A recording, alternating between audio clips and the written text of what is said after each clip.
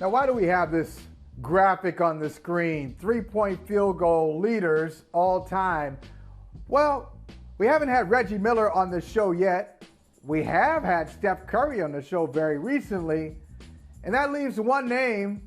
It's our next guest, Ray Allen, the number one three-point shooter of all time in NBA history. That's saying a lot because the three-point shot has become such a weapon in the league. Everybody's doing it. All the cool kids are trying it now. And Ray Allen, I wanted to start off talking with you about three-point shooting, and we'll get into a lot of other topics that are very important. First of all, thanks for being on the show. And I would say, Ray, from the three-point shot, I was looking at your career stats, and the most you ever attempted in a season was like close to 700. It's like 690 or something like that. Steph Curry, number two on the list, has attempted 800 threes at least three times in his career, and on the fourth time he was close to 800. He was like 790. Why do you think the three-point shot has exploded like this? And do you wish you could have attempted 700 or 800 threes in your career? Well, thanks for having me on the show. It's always great to talk about the game, certainly past and present. As I came into the league, the game, the three ball was really it was a specialty shot. Maybe one or two guys on the team could shoot it. For me, as a young person, it was coaches yelled at you when you shot a three. So it was always something that you did in certain situations where it was set up that way. Now the game has evolved. And I remember when I did break Reggie's three-point record. I remember I was sitting on the foul line like a game later. We were playing, I think, New Orleans or somebody. And Birdman was on the free throw line. He was playing on the team. And he's like, man, that was awesome. Congratulations. And I was thinking to myself, I was like, wow, these guys actually watched that game. You don't realize, while amidst a season, other teams are watching you play.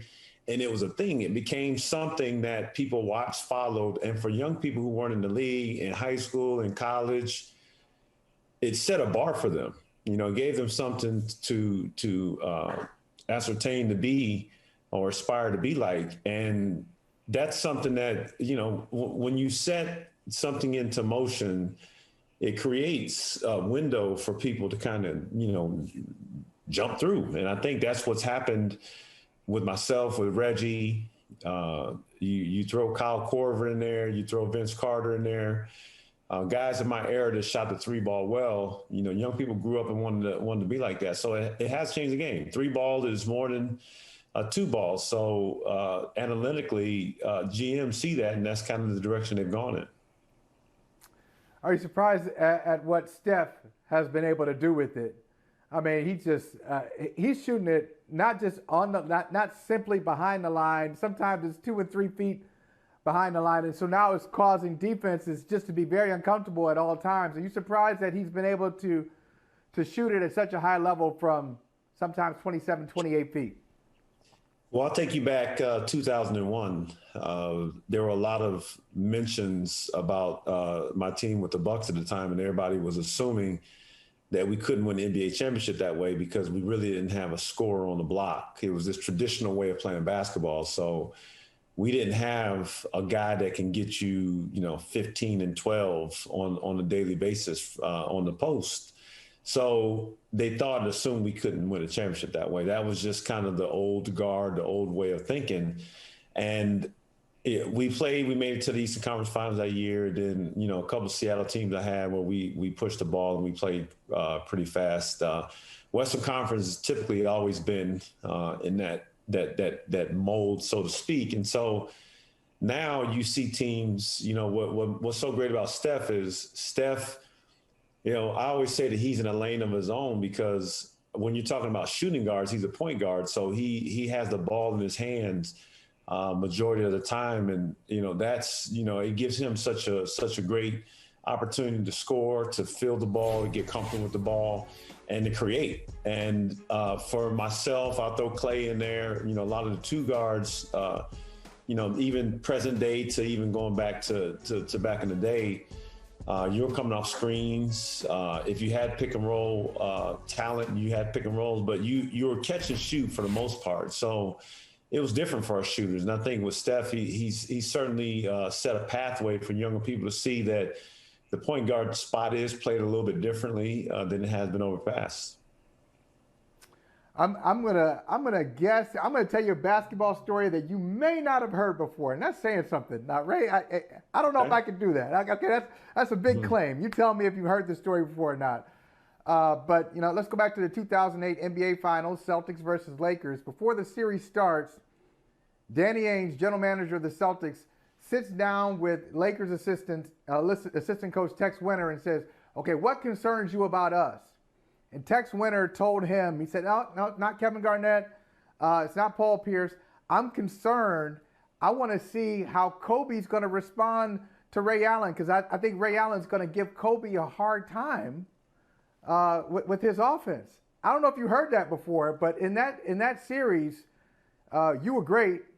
You really could have been a Finals MVP. You made half of your shots, your field goal attempts. You shot great from three-point range.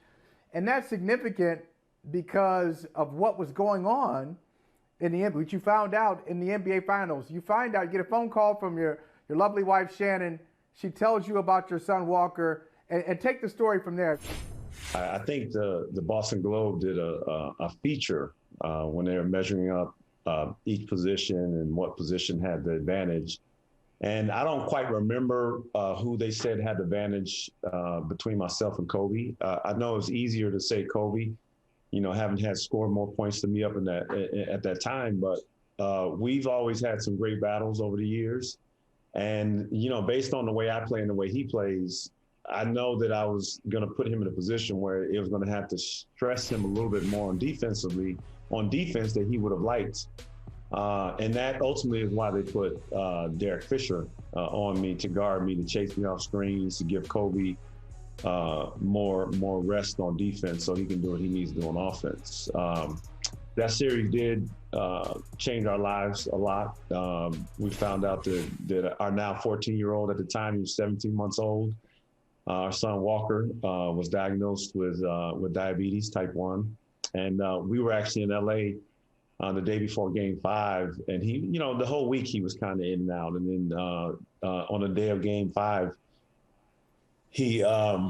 we decided to take him to the hospital, and the doctor in the hospital told us to make sure that we got his blood checked because they're saying the flu goes around, and a lot of times doctors will say that. And my wife took him. I was actually going into a meeting when she called me, and she told me she had just come back she was at the hospital actually, and the doctor told her that he had diabetes, and it just kind of floored me because I knew what diabetes was, but I don't know. At the time, I didn't know the inner workings of the disease and what it did to us. So from that moment forward, it changed our lives. We could have lost him if we never took him in. We knew that there was something wrong with him, and the nurse that was on said it was just the flu. The flu was going around, and my wife insisted that she get a blood check. And if we didn't do that, he would have laid down somewhere and probably never opened his eyes again. And for us with diabetes, we just been so thankful now because we've partnered with Abbott because over the last 12 or so years, checking Walker's blood sugar in the middle of the night, making sure that his numbers are between the range of 80 and 20, which is normal for any individual. His could somewhere be 300-400, or it could be down to 20 or 30.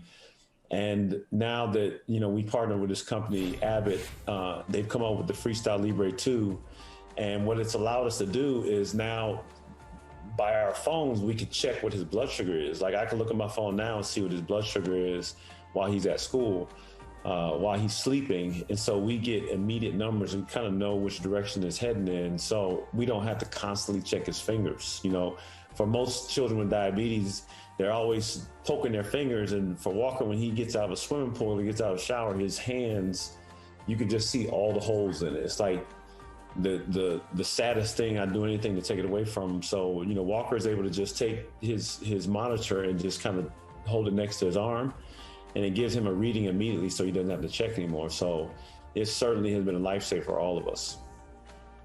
Man, that's fantastic. As I said to you before we got started here today, I said, thank God for technology. Really, like some of the things that you couldn't even thought of in 2008 that are a part of his life now. And I know from following you on Instagram, you know, he's got a very normal, vibrant life for a 14-year-old. I mean, all of your kids seem to be into athletics, and I like watching your videos where you're coaching them basketball or whatever they're doing. So I trust that he's doing well, and he's very used to the setup and the technology that we're talking about. Yeah, well, when you think about it, he was 17 months old. So now this is kind of commonplace for him in his life. He's become so used to getting up in the morning, you know, carrying his bag with him and making sure that he checks what his number is. And, you know, when he eats, you know, being responsible for what it is that he's eating. And he just, you know, other kids see it, and other kids, when I ask him if they know what he's dealing with, you know, even a lot of times when other kids are dealing with something themselves, I always point back to Walker, because I want them to realize, like, Walker's been dealing with this most of his life and for as long as you guys have known him, and you never hear him complain. He just knows this is what he has to do to survive, to make it. And, you know, it just makes him so much more sharp, you know, as a young man. And he just kind of plows through his day knowing that he has certain things that he has to do that he can't compromise with. And so it just, as a dad, it teaches me a lot too, because you see, you know, the resiliency that he has, and, you know, little things that bother you or us or the family, you just kind of say, you know, we got to chalk that one up and keep it moving. Yeah, well said. Well, I appreciate you, Ray Allen. Come back anytime, man. You don't even have to, don't even call ahead. Just drop on through. All right. Thanks, Mike. Hey, thanks for watching Brother from Another on YouTube. Make sure you hit subscribe before you leave, and be sure to watch us 3 to 5 p.m. Eastern Time on Peacock. Appreciate you.